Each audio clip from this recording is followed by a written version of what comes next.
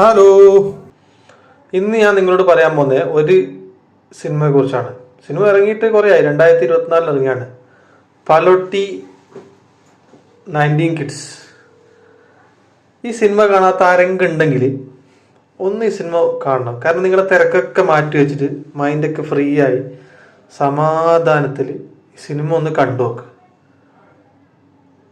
ഭയങ്കര രസമാണ്. ഭയങ്കര രസമെന്ന് വെച്ചാൽ ഭയങ്കര രസം. അതുകൊണ്ടാണ് ഞാൻ ഇങ്ങനെ പുതിയ സിനിമ അല്ലാത്തതുകൊണ്ട് കൂടി ഞാൻ അതുകൊണ്ടാണ്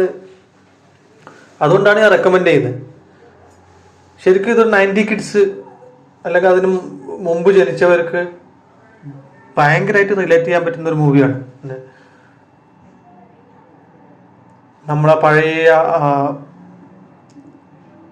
കാലഘട്ടം അതങ്ങനെ തന്നെ സിനിമയിൽ വരച്ചു കാട്ടിയിട്ടുണ്ട്. എല്ലാവർക്കും അവരെ ലൈഫായിട്ട് റിലേറ്റ് ചെയ്യാൻ പറ്റിയ എന്തെങ്കിലും ഒരു സംഭവം ആ മൂവിയിലുണ്ടാവും. വളരെ എന്താ പറയുക, നല്ല ഒരു സംഘർഷമോ അല്ലെങ്കിൽ വളരെ ലൈറ്റായിട്ട് കഥ പറഞ്ഞ ഫ്രണ്ട്ഷിപ്പിന്റെ കഥ പറയുന്ന ഒരു സിനിമയാണ് പലോട്ടി.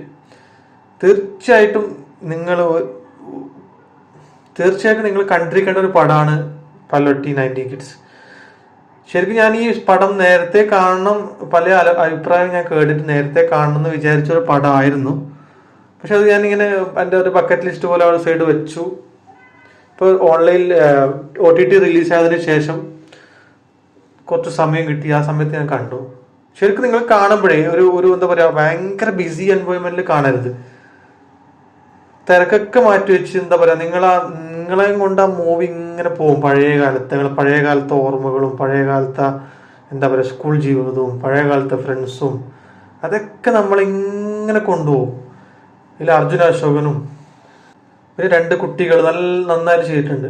അർജുന അശോകൻ നന്നായിട്ട് ചെയ്തിട്ടുണ്ട്. ചെറിയ റോളേ ഉള്ളൂ അർജുന അശോകനൊക്കെ, പക്ഷെ നന്നായിട്ട് ചെയ്തിട്ടുണ്ട് അർജുന അശോകൻ. അതുപോലെ 2 കുട്ടികളെ കേന്ദ്രീകരിച്ചാണ് കഥ പോകുന്നത്.